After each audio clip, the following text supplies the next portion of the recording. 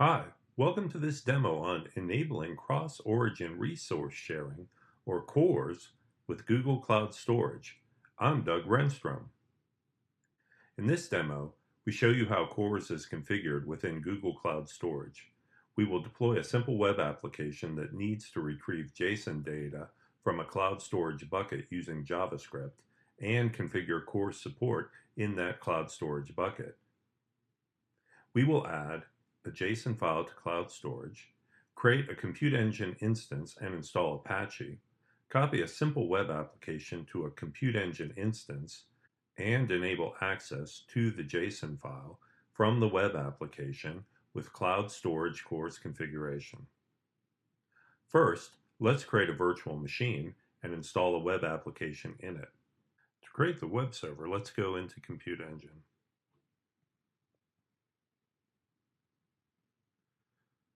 We'll put our machine in US Central 1A. We'll allow full access to all cloud APIs, and we'll allow HTTP traffic since this is a web server. Now let's create it.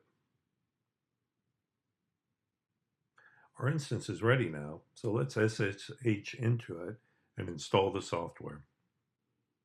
We'll use apt-get to install both Apache Web Server and Git on this machine.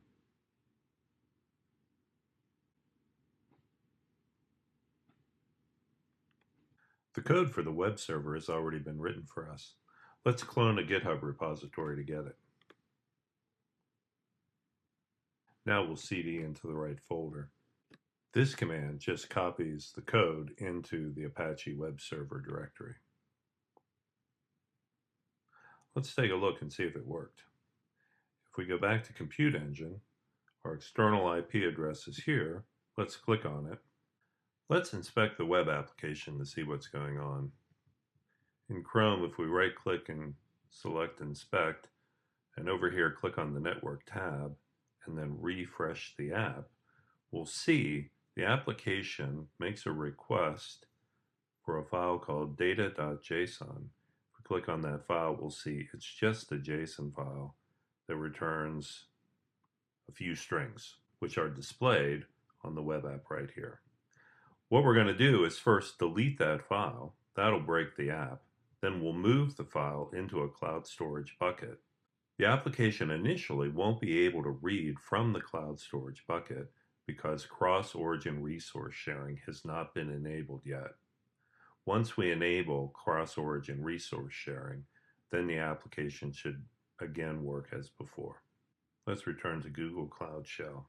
This command will delete the json.data file.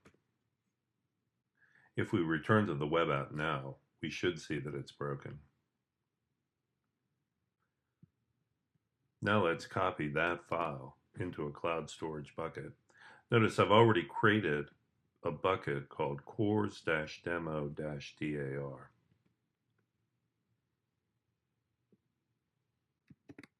This command makes all the files inside that bucket public.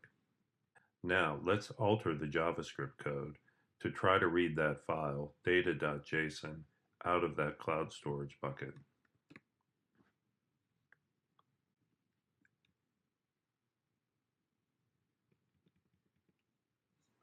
Notice in this line, we're trying to take the data.json file from the current folder.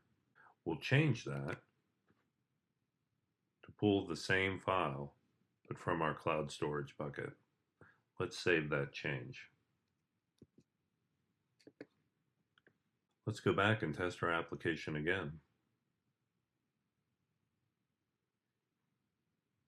Notice it still fails, but it's failing with a different error. Let's see if we can edit CORS on the bucket to allow us to read from that file. Let's return to our SSH window. There's a CORS configuration file in our directory already created. This is what it looks like currently. Notice the origin is set to star. We're going to make a couple changes to this file and see if we can get CORS to work in our bucket. We'll use nano to make the changes. Let's set the origin to the web server we created. This is the IP address of our web server. We'll also set max age in seconds to 1. Let's save that file. Now we'll use gsutil to set our CORS configuration based on that file on the bucket we created. Let's return to our website and test it.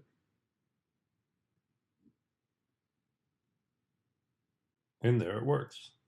Cross-origin resource sharing, or CORS, must be configured to allow data to be retrieved from cloud storage buckets by web applications using JavaScript. In this demo, we have seen how to configure it. Thanks for watching. This is Doug Renstrom.